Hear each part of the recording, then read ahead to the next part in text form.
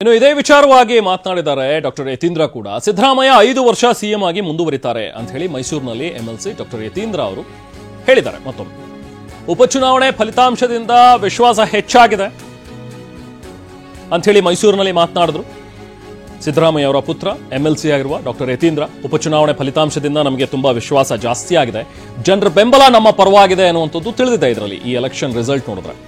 ಹೀಗಾಗಿ 5 ವರ್ಷ ಸಿಎಂ ಆಗಿ ಸಿದ್ದರಾಮಯ್ಯ ಅವರೇ ಮುಂದುವರಿತಾರೆ.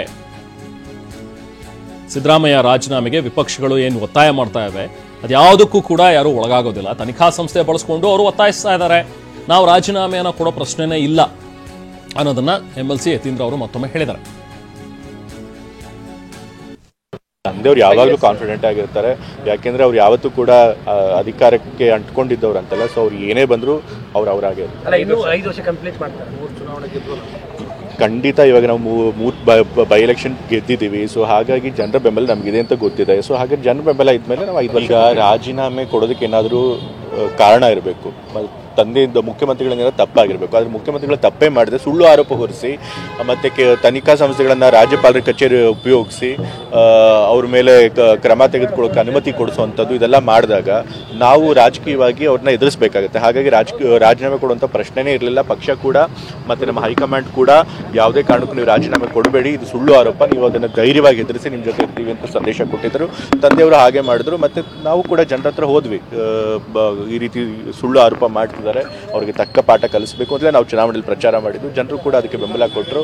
ಬಿಜೆಪಿ ಮತ್ತು JDS ಅವ್ರ ಷಡ್ಯಂತ್ರಕ್ಕೆ ಅವ್ರ ಬೆಂಬಲ ಇಲ್ಲ ಅಂತ ತೋರಿಸಿದ್ದಾರೆ. ಹಾಗಾಗಿ ನಾವಿನ್ನೂ ನಮಗೊಂದು ನೈತಿಕ ಸ್ಥೈರ್ಯ ಸಿಕ್ಕಿದೆ, ನಾವು ರಾಜೀನಾಮೆ ಕೊಡೋದಿಲ್ಲ. ಈಗ ಈ ಬಗ್ಗೆ ಮತ್ತಷ್ಟು ಡೀಟೇಲ್ಸ್ ಪಡೆಯೋಣ. ನಾವು ಪ್ರತಿನಿಧಿ ಪ್ರಸನ್ನ ನಮ್ಮ ಜೊತೆಗೆ ಜಾಯ್ನ್ ಆಗಿದ್ದಾರೆ. ಪ್ರಸನ್ನ, ಇಬ್ಬರು ನಾಯಕರು 2 ರೀತಿಯ ಹೇಳಿಕೆ. ಒಂದು, ಯತೀಂದ್ರ ಅವರು ಹೇಳೋ ಪ್ರಕಾರ 5 ವರ್ಷ ನಾವೇ ಮುಂದುವರಿತೀವಿ, ರಿಸಲ್ಟ್ಸ್ ನೋಡಿ ನಮಗೆ ವಿಶ್ವಾಸ ಜಾಸ್ತಿ ಆಗಿದೆ, ಸೊ ಸಿಎಂ ರಾಜೀನಾಮೆ ಕೊಡೋ ಪ್ರಶ್ನೆನೇ ಇಲ್ಲ ಅನ್ನುವಂಥದ್ದನ್ನ ಯತೀಂದ್ರ ಅವರು ಹೇಳ್ತಾರೆ. ಇನ್ನೊಂದು ಕಡೆ BR ಪಾಟೀಲ್ ಅವರು ಹೇಳಿರುವಂತಹ ಒಂದು ಮಾತುಗಳು ಕೇಳಿದ್ರೆ ನನಗೂ ಇಷ್ಟ, ಅವರೇ ಮುಂದುವರಿಬೇಕು ಅಂತ ಹೇಳಿ, ಶಾಸಕರಿಗೂ ಕೂಡ ಅದೇ ಇದೆ, ಬಟ್ ಹೈಕಮಾಂಡ್ ಏನ್ ನಿರ್ಧಾರ ತಗೊಳ್ತೋ ಅದನ್ನ ನಾವು ಕೇಳಲೇಬೇಕಲ್ಲ ಅಂತ ಹೇಳ್ತಾರೆ.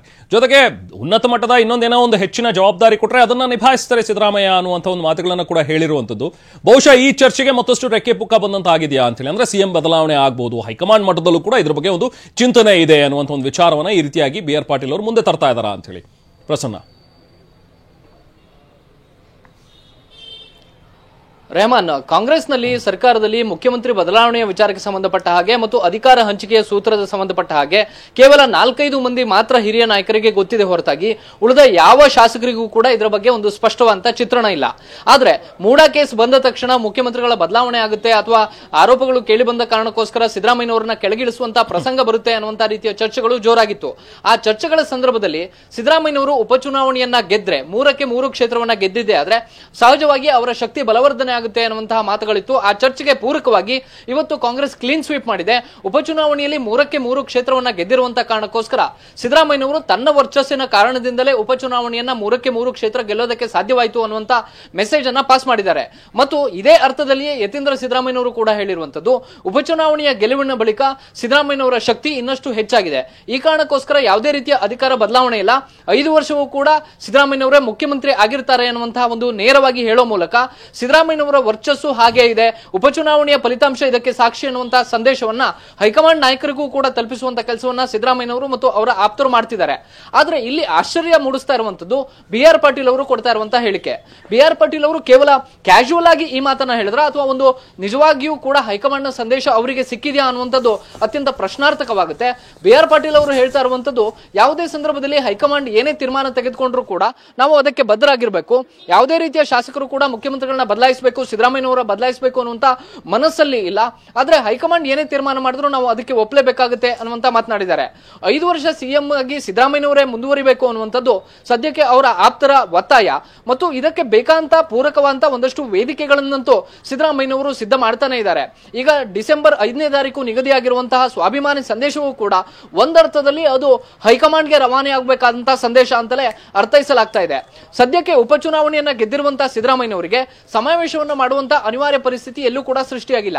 ಆದ್ರೆ ಇಡಿ ಮತ್ತು ಮೂಡಾ ಕೇಸ್ನಲ್ಲಿ ಸಿಕ್ಕಿಕೊಂಡಿರುವಂತಹ ಸಿದ್ದರಾಮಯ್ಯನವರು ತನ್ನ ವರ್ಚಸ್ಸು ಜನಮಾನಸದಲ್ಲಿ ಹಾಗೆ ಇದೆ ಮತ್ತು ಯಾವುದೇ ರೀತಿಯಲ್ಲಿ ತೊಂದರೆ ಆಗಿಲ್ಲ ಅನ್ನುವಂತ ಒಂದು ಸಂದೇಶವನ್ನ ನೇರವಾಗಿ ಹೈಕಮಾಂಡ್ ಕೂಡ ರವಾನೆ ಮಾಡಬೇಕು ಮತ್ತು ಪಕ್ಷದ ಆಂತರಿಕ ವಲಯದಲ್ಲಿ ಯಾರೆಲ್ಲ ಅಸಮಾಧಾನದ ಹೊಗೆಯಿಂದ ಬೇಯ್ತಾ ಇದ್ದಾರೆ ಅಂತವರಿಗೂ ಕೂಡ ತನ್ನ ಶಕ್ತಿ ಸಾಮರ್ಥ್ಯ ಹಾಗೆ ಇದೆ ಅನ್ನುವಂತ ಮೆಸೇಜ್ ಅನ್ನ ಪಾಸ್ ಮಾಡಬೇಕು. ಈ ಕಾರಣಕ್ಕೋಸ್ಕರವೇ ಸ್ವಾಭಿಮಾನಿ ಸಮಾವೇಶವನ್ನ ಆಯೋಜನೆ ಮಾಡಲಾಗಿದೆ. ಇದೆಲ್ಲವನ್ನ ಗಮನಿಸಿದ್ರೆ ಮುನ್ಸೂಚನೆಯನ್ನ ಇಟ್ಕೊಂಡಂತ ಸಿದ್ದರಾಮಯ್ಯನವರು ಮತ್ತು ಅವರ ಆಪ್ತರು ಎಲ್ಲ ಒಂದ್ ಕಡೆ ಅದಕ್ಕೆ ಪೂರಕವಾದಂತ ಮತ್ತು ಪಾಸಿಟಿವ್ ಆದಂತ ವೇದಿಕೆಗಳನ್ನ ಕ್ರಿಯೇಟ್ ಮಾಡ್ಕೊಳ್ತಿದ್ದಾರೆ ಅನ್ನುವಂಥದ್ದು ಅತ್ಯಂತ ಸ್ಪಷ್ಟ. ಮತ್ತು ಅಧಿಕಾರ ಹಂಚಿಕೆಯ ಸೂತ್ರಕ್ಕೆ ಸಂಬಂಧಪಟ್ಟ ಹಾಗೆ ಎಲ್ಲಿಯೂ ಕೂಡ ಕಾಂಗ್ರೆಸ್ನ ಶಾಸಕರಿಗೆ ಈ ಬಗ್ಗೆ ಒಂದು ಸ್ಪಷ್ಟವಾದಂತ ಚಿತ್ರಣ ಸಿಕ್ಕಿಲ್ಲ. ಈ ಕಾರಣಕ್ಕೋಸ್ಕರ ವ್ಯತಿರಿಕ್ತವಾದಂತ ಹೇಳಿಕೆಗಳು ಬರ್ತಾ ಇದಾವೆ. ರೆಹಮಾನ್. Thank you Prasanna.